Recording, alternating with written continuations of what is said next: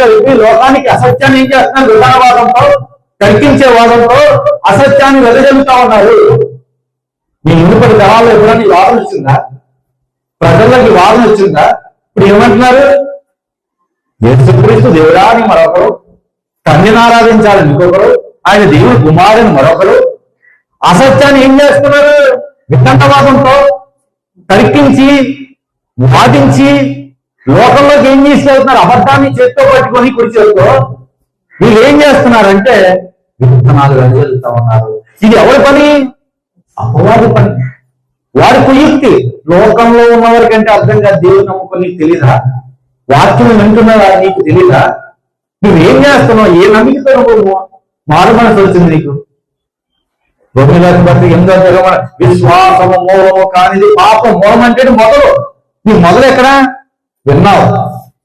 ఆయన మనిషి కుమారుడు వచ్చాడని విన్నావు, దేవుని కుమారుగా లేచాడని విన్నావు, దేవుడిగా వస్తున్నాడని విన్నావు. అదే కదా తిరిగి లేచి నువ్వు వల్ల నిత్యరాజ్యంలోకి వెళ్తానని నమ్మావు. అది వదిలేసి ఎవరిగా ఎదుర్కొంటా కనబడుతున్నారో వారి చెప్పింది వింటూ, సత్యమైతే వీళ్ళు తప్పు కాదు, అసత్యమైతే అది విని నువ్వు ఆచరిస్తే నువ్వేం చేస్తున్నావు? తర్కించే వాదనలతో దేవుని స్థానంలో మరొకరు ఏం చేస్తున్నావు? వెళ్తా ఉన్నాం. నీకు నాకు తెలియకుండా జరుగుతుంది లోకంలో. ఆ కోరికను పెడుతున్నాడు, పాపమనే కోరిక పెట్టుకుంటున్నాడు. దాన్ని ఏం చేస్తున్నాడు? పెంచుతున్నాడు, పోషిస్తున్నాడు. దాని కొరకు ఏం చేస్తున్నాడు? వీడు జీవిస్తూ ఉన్నాడు. చివరికి ఏం చేస్తున్నాడు? దానితోనే కొనసాగుతూ ఉన్నాడు. దీన్ని కూడా ఏమవుతుందండి? దాంట్లో మొట్టమొదటిది మోసం, స్వార్థం, నేత్రాస. కల్పించినటువంటి కథలు తప్పుడు అయినప్పటికీ, తప్పుడుగా వినబడుతున్నప్పటికీ అవి సరేవి అనుకొని వాటిని అనుసరించడం కూడా పాపమే.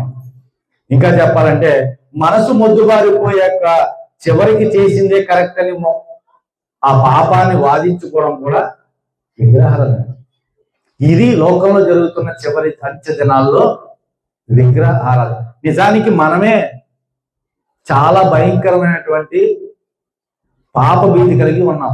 చాలా జాగ్రత్తగా ఉండాలి.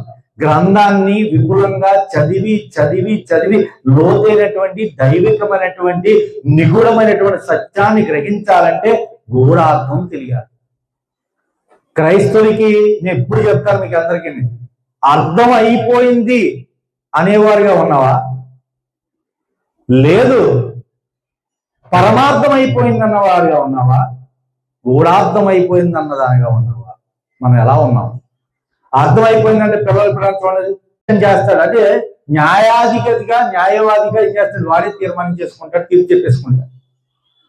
చెడును కూడా మంచిగా మార్చేసుకుని తీర్పు చెప్పేసుకుంటాడు. అసత్యాన్ని ఏం చేస్తాడు? సత్యం అని ప్రజల్లో తీసుకెళ్ళిపోతాడు.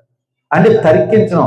సత్యమునకు, నిజాయితీకి, నీతి అని తెలిసినప్పటికీ వాదించడంతో పాటు ఆధారాలు సృష్టించడానికి ప్రయత్నం చేస్తున్నాడు.